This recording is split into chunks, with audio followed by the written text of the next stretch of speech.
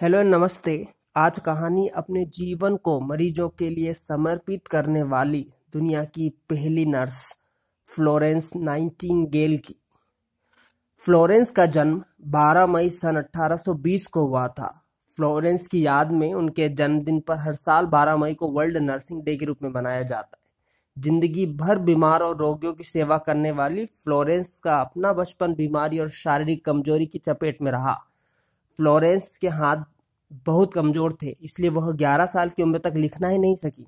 बाद में फ्लोरेंस ने लैटिन, ग्रीक, गणित की औपचारिक शिक्षा ली। गणित फ्लोरेंस का प्रिय विषय हुआ करता था। 17 साल की उम्र में जब फ्लोरेंस ने अपनी माँ से कहा कि वो आगे गणित पढ़ना चाहती है, तब उनकी माँ ने कहकर उनका विरोध किया कि गणित औरतों के पढ़ने का विषय नहीं होता है। बहुत दिनों तक परिवारजनों को मनाने के बाद आखिरकार फ्लोरेंस को गणित पढ़ने की इजाजत मिल ही गई। 22 साल की उम्र में फ्लोरेंस ने नर्सिंग को अपना करियर बनाने का फैसला किया। उन दिनों अच्छे घर की लड़कियां नर्स बनने के बारे में सोचती भी नहीं थी। उस पर से फ्लोरेंस एक संपन्न परिवार की लड़की थी। उनका यह फैसला उनके परिवार वालों को पसंद नहीं आया। सन 1854 में ब्रिटेन, फ्रांस और तुर्की ने रूस के खिलाफ युद्ध छेड़ दिया। युद्ध में घायलों के उपचार के लिए कोई सुविधाएं उपलब्ध नहीं थी।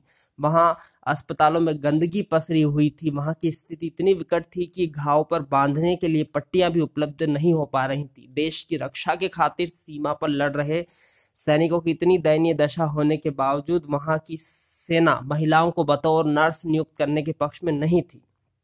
आखिरकार फ्लोरेंस अपनी महिला नर्सों के समूह के साथ आधिकारिक रूप से युद्ध स्थल पर पहुंची। वहां पर भी उन सभी को केवल इसलिए उपेक्षा का सामना करना पड़ा क्योंकि वे महिलाएं थीं। इस बीच रूस ने जवाबी हमला कर दिया। रूस के सैनिकों की संख्या 50,000 थी, जिनका सामना केवल 8,000 ब्रिटिश सैनिकों ने किया। नतीजतन 6 घंटों में 2500 ब्रिटिश सैनिक घायल हो गए। अस्पतालों की दशा पहले से ज्यादा दयनीय हो गई। ऐसे समय में फ्लोरेंस के मार्गदर्शन में सभी नर्सें जख्मी सैनिकों की सेवा में जुट गईं। वे दिन रात एक कर सैनिकों का उपचार करने में मदद करती रहीं। अस्पताल की साफ सफाई से लेकर मरहम पट्टी तक का काम उन्होंने किया। वे मरीजों के लिए खाना भी खुद बनाती थी। उनके सोने के लिए कमरा तक नहीं था। इतनी विपरीत परिस्थितियों में वह घायलों की सेवा में जुटी रही। इसी दौरान फ्लोरेंस ने आंकड़े व्यवस्थित ढंग से एकत्रित करने की व्यवस्था बनाई। अपने गणित के ज्ञान का प्रयोग करते हुए फ्लोरेंस ने जब मृत्यु दर की गणना की तो पता चला कि साफ सफाई पर ध्यान देने से मृत्यु दर 60% कम हो गई है। नाइटिंगेल की सेवा को देखकर सैन्य अधिकारियों का रवैया भी बदल गया। इस मेहनत और समर्पण के लिए फ्लोरेंस का सार्वजनिक रूप से सम्मान किया गया और जनता ने धन एकत्रित करके फ्लोरेंस को पहुंचाया ताकि वह अपना काम निरंतर कर सके। युद्ध खत्म होने के बाद भी वे गंभीर रूप से घायल सैनिकों की सेवा और सेना के अस्पतालों की दशा सुधारने के लिए काम में लगी रही। सन 1858 में उनकी काम की सराहना रानी विक्टोरिया और प्रिंस अल्बर्ट ने भी की। सन 1860 में फ्लोरेंस के अथक प्रयासों का सुखद परिणाम आर्मी मेडिकल स्कूल की स्थापना के रूप में मिला। इसी वर्ष में फ्लोरेंस ने नाइटिंगेल ट्रेनिंग स्कूल की स्थापना की। इसी साल फ्लोरेंस ने नोट्स ऑफ नर्सिंग नाम की पुस्तक का प्रकाशन किया। यह नर्सिंग पाठ्यक्रम के लिए लिखी गई विश्व की पहली पुस्तक है।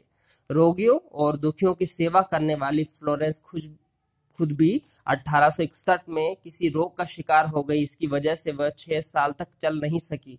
इस दौरान भी उनकी सक्रियता बनी रही। वे अस्पतालों के डिजाइन और चिकित्सा उपकरणों को विकसित करने की दिशा में काम करते रही। साथ में उनका लेखन कार्य भी जारी रहा।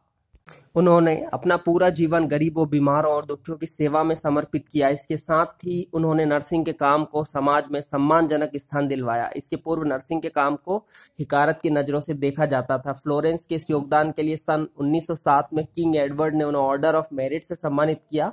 ऑर्डर ऑफ मेरिट पाने वाली पहली महिला फ्लोरेंस नाइटिंगेल ही हैं। फ्लोरेंस के बारे में कहा जाता है कि वो रात के समय अपने हाथों में लालटेन लेकर अस्पताल का चक्कर लगाया करती थी। उन दिनों बिजली के उपकरण नहीं थे। फ्लोरेंस को अपनी मरीजों की इतनी फिक्र हुआ करती थी कि दिन भर उनकी देखभाल करने के बावजूद रात को भी वह अस्पताल में घूमकर यह देखती कि कहीं किसी को उनकी जरूरत तो नहीं है। फ्लोरेंस की इस पहल से विश्व भर के कई रोगियों को अपनी परेशानी से निजात मिली और आज अस्पतालों में नर्सों को सम्मानित दर्जा देने के साथ साथ इस बात पर विश्वास किया जाता है कि रोगी केवल दवाओं से ठीक नहीं होता, उसके स्वस्थ होने में देखभाल का योगदान दवाओं से अधिक है। घायलों की सेवा करने वाली फ्लोरेंस को रात में घूमकर देखने के कारण लेडी विद द लैंप का नाम भी मिला था। फ्लोरेंस नाइटिंगेल का 90 वर्ष की उम्र में 13 अगस्त 1910 को निधन हो गया। Thank you.